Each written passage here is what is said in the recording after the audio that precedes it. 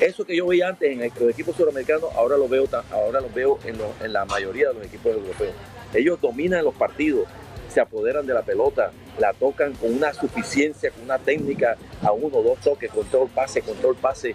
Es decir, y dominan el partido y se la quitan rápido. Antes, para quitarle el balón a un equipo suramericano había que hacer un curso.